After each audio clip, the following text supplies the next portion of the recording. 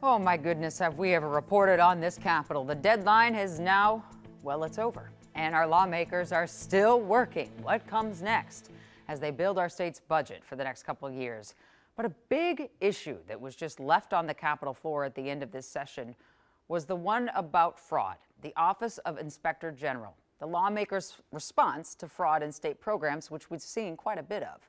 For the latest on that fallout and the chances of it ever coming back in this special session, we turn to Gordon Severson.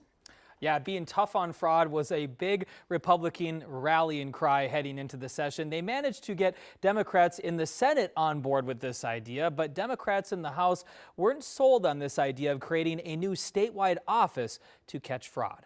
We want to get this done. In the final hours of the session, House Republicans made their last-ditch effort to create a new state inspector general. With the teeth, the power to actually dig in and find out what is happening and actually do something about it. Since the bill wasn't on the schedule, Republicans needed a 2/3 majority just to vote on it. The clerk will take the roll. They didn't reach that 2/3 threshold, but they did have a majority. So if the bill did make it to the floor, it appears there may be enough votes to pass it. It's unfortunate that it didn't get there. Republican Senator Michael Kroon was frustrated the bill didn't get a vote in the House. The Senate passed the bill nearly 2 weeks ago by a wide margin of 60-7. Why do you think it didn't make it through the House? Obviously, it seems like politics got in the way. Senator Heather Gustafson, a Democrat, is also frustrated, saying in a statement, the Senate has done its job. Now we're calling on House leadership to meet us at the table and help us finish it.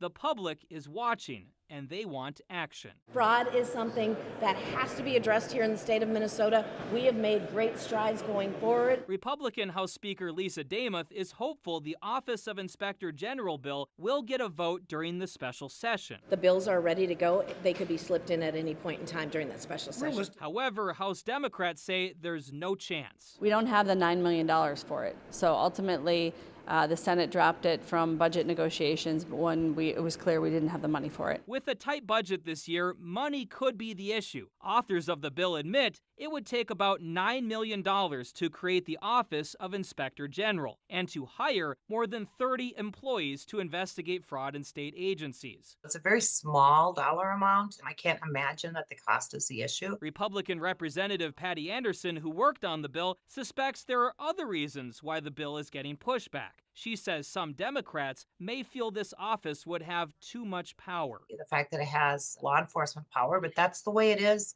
across the country. Authors of the bill say regardless of what happens this year, they are committed to trying again next year. Minnesotans expect us to get fraud under control. They won't stand for this. So whether it's in the special session this year or whether we have to go back at it next year, we're going to continue to do that.